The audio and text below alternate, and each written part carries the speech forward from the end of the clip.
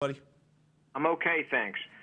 James, with the number of transfers that you have, is that a cause for concern or more a sign of the times?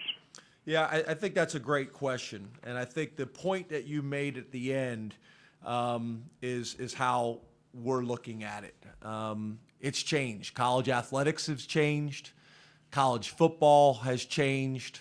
There's been a lot of rule changes in the last 5 years that have impacted college football.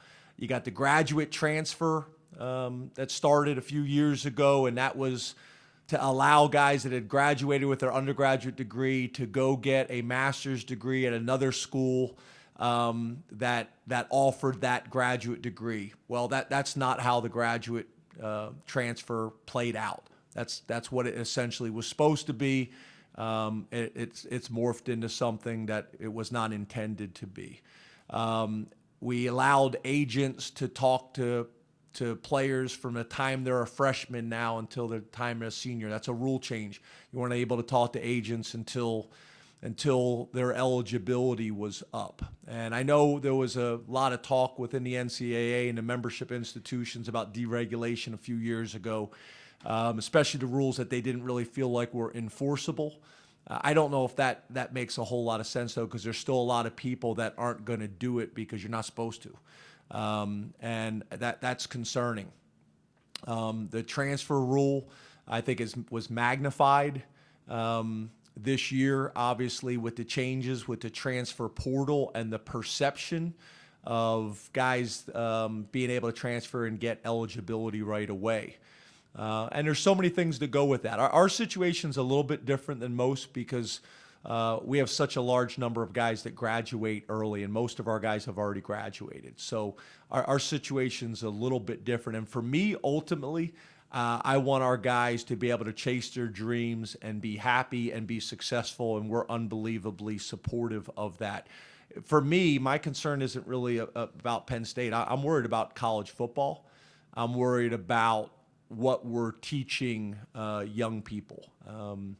I think one of the greatest things that I think that college football and college athletics teaches, it's a tremendous complementary aspect to what they're learning in the classroom. The mental toughness, the physical toughness, how to overcome adversity, those types of things. And I worry that we're creating a situation where it's path of least resistance. And in my life, I don't know if that's ever been the right choice or the right path. So I'm concerned. I really am. But what I've tried to do is I've tried to look at it a little bit like basketball. Basketball went through this a few years ago. And there's some specific programs that I've thought of and I've studied, but I won't get into the specific programs. But I look at basketball, and some programs struggled with the new basketball rules, the one and done, and they struggled with and they fought it for a while, and those programs struggled. They didn't evolve, they did not grow, they did not adapt to the new environment. And then over time, some of those programs decided they were going to embrace the new model and grow and move with it. And that's what we're going to do. I get it. It can be frustrating. It can be confusing. I get all those types of things, but we're going to embrace the new model. We're going to learn to work within it, it's really the sign of the times in college athletics. I looked last week. I think at that time there was 1,789 guys in the transfer portal. I worry that all those guys are going to find the right spot. So I just worry. I worry who's advising. I worry about where the information is coming from.